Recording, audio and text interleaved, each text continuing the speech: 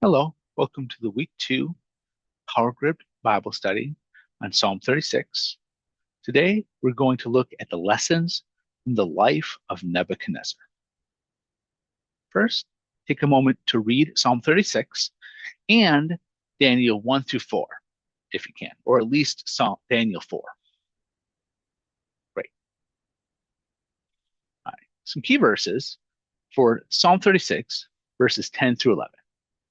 Oh, continue your steadfast love to those who know you and your righteousness to the upright of heart. Let not the foot of arrogance come upon me, nor the hand of the wicked drive me away. Another key verse is from Daniel 4, verse 37. Now I, Nebuchadnezzar, praise and extol and honor the King of heaven, for all his works are right and his ways are just, and those who walk in pride he is able to humble. A quick recap, Psalm 36, which we looked at last week. God reveals to David the reality of the wicked and believers. The wicked do not even acknowledge the Lord. They are stuck in a downward spiral toward evil and are doomed to fail. The believers, on the other hand, acknowledge the characteristics of the Lord, especially his steadfast love. They can live in confidence presently and in the future, and they receive refuge and abundant life from the Lord. To put a little context, Judah was exiled to Babel. This is due to their persistent rejection of the Lord's word, as explained in Jeremiah 25, verses 1 through 7. The Lord used Nebuchadnezzar, the king of Babylon, as part of this exile, as described in Jeremiah 25, verse 9. The exile was to last for 70 years, as prophesied in Jeremiah 29, verse 10, but there was a hope for restoration and return after those 70 years, as also prophesied in Jeremiah 29, verses 11 through 14. First, let's look at Nebuchadnezzar and the exiled youth in Daniel 1. The best of the Judean youth were set aside. They were to be trained in the Babylonian language and philosophy. They were given the king's food and drink. This was probably so that they could control Judah without having to take it over. And this was based off the assumption that what Babylon had to offer was better than what Judah had to offer. Judean youth, then, as this was assumed, would be enamored by the Babylonian ways, and it was assumed that the Judean youth then would influence Judah to follow Babylon. Daniel, Hananiah, Mishael, and Azariah were renamed. Daniel was renamed to Belteshazzar. Hananiah was renamed to Shadrach. Mishael was renamed to Meshach, and Azariah was renamed to Abednego. All four asked to not be defiled by eating the king's food and drink. Thing is, all four flourished despite following the Hebrew dietary laws. Nebuchadnezzar considered all four, as it says in Daniel 1, verse 20, 10 times better than all the magicians and enchanters that were in all his kingdom. A lesson we can get from this is that believers, we can defend ourselves from even witness to those who do not fear the Lord through following the Lord's laws and the Lord's ways. Next, let's look at Nebuchadnezzar's dream in Daniel 2. Nebuchadnezzar had a dream which troubled him. He asked his magicians, enchanters, sorcerers, etc., for the content and the interpretation of the dream. So he didn't share with them what the dream was. He just said, I want you to tell me what was in my dream and interpret it. They said they could only interpret the dream. They said no one could know the content of his dream. Nebuchadnezzar then threatened to kill all the wise men if no one could accomplish this. Daniel, Hananiah, Mishael, and Azariah, who were part of those wise men that were being threatened, prayed to the Lord. The Lord provided both the content and the interpretation to Daniel.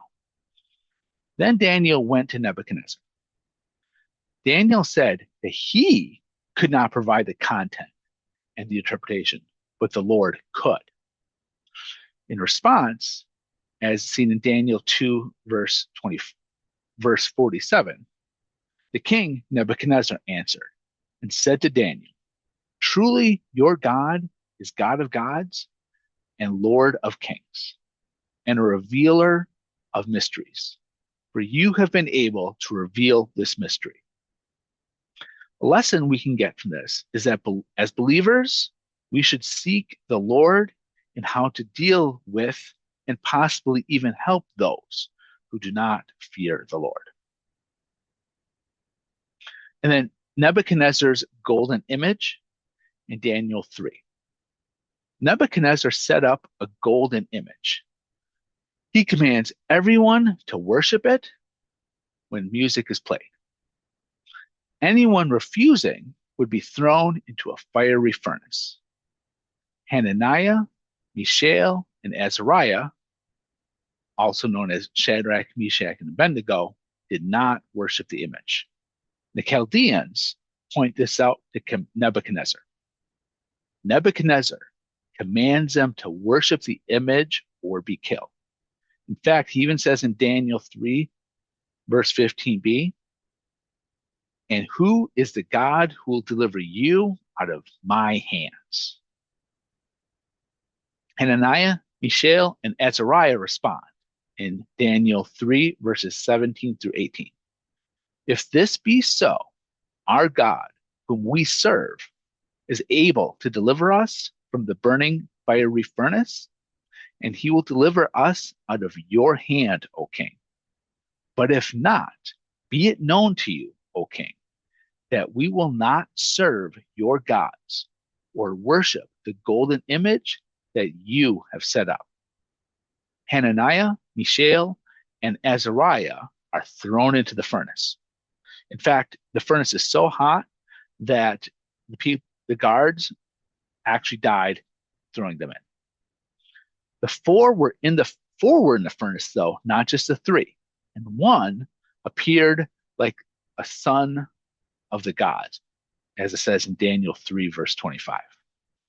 Then the three came out, and they were not even singed. And Nebuchadnezzar declares in Daniel 3, verse 29b, there is no other God who is able to rescue in this way. The lesson we can get from this is that as believers, we should trust and fear in the true and living God who can deliver us from those who trust in false idols. And then finally, we're going to look at Nebuchadnezzar's humiliation and restoration in Daniel 4.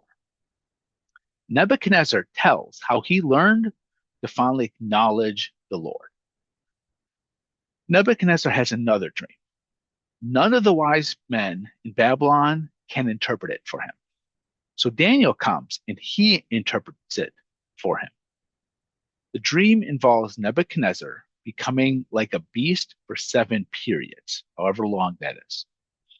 Nebuchadnezzar would be like this until he acknowledged the Lord. Daniel, rather than rejoicing, is dismayed at this. 12 months later, Nebuchadnezzar is walking on his roof and he thinks about how he built the great Babylon, which was at that time the greatest kingdom on earth.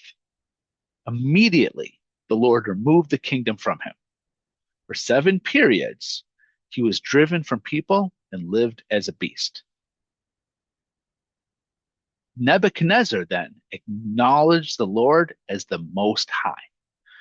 His reason was returned by the Lord, and the Lord restored his kingdom.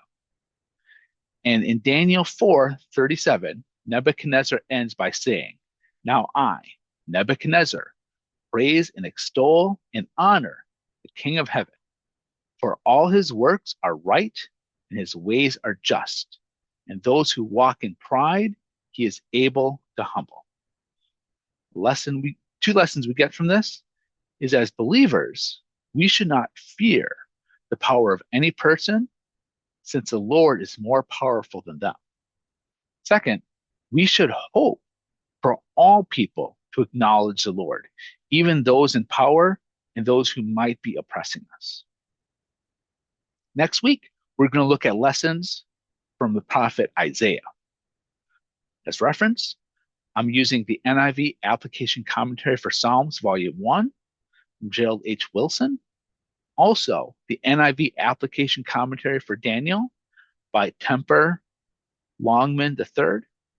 All the verses, unless otherwise noted, are from the English Standard Version.